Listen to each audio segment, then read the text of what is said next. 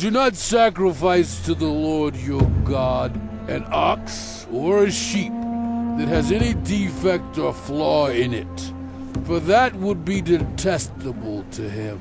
If a man or woman living among you in one of the towns the Lord gives you is found doing evil in the eyes of the Lord your God, in violation of his covenant, and contrary to my command, has worshipped other gods, bowing down to them or to the sun or the moon or the stars in the sky, and this has been brought to your attention, then you must investigate it thoroughly.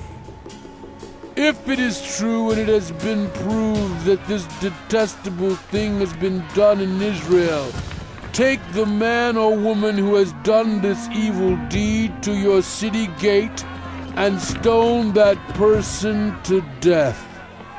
On the testimony of 2 or 3 witnesses, a person is to be put to death, but no one is to be put to death on the testimony of only one witness. The hands of the witnesses must be the first in putting that person to death, and then the hands of all the people. You must purge the evil from among you. If cases come before your courts that are too difficult for you to judge, whether bloodshed, lawsuits, or assaults, take them to the place the Lord your God will choose. Go to the Levitical priest and to the judge who is in office at that time. Inquire of them, and they will give you the verdict. You must act according to the decisions they give you at the place the Lord will choose. Be careful to do everything they instruct you to do. Act according to whatever they teach you and the decisions they give you. Do not turn aside from what they tell you, to the right or to the left. Anyone who shows contempt for the judge or for the priest who stands ministering there to the Lord your God is to be put to death.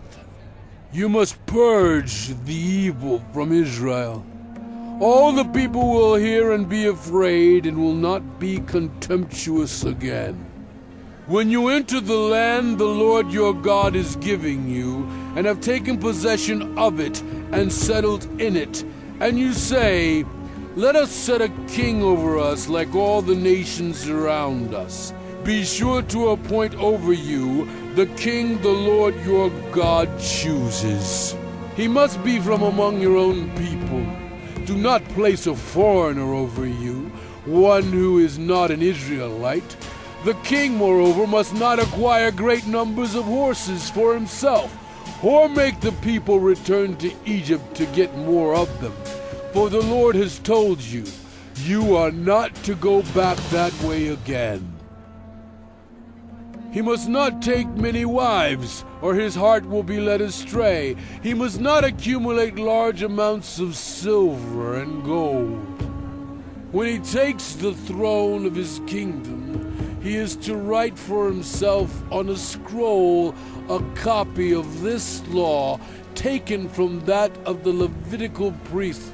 It is to be with him, and he is to read it all the days of his life, so that he may learn to revere the Lord his God, and follow carefully all the words of this law and these decrees, and not consider himself better than his fellow Israelites, and turn from the law to the right or to the left.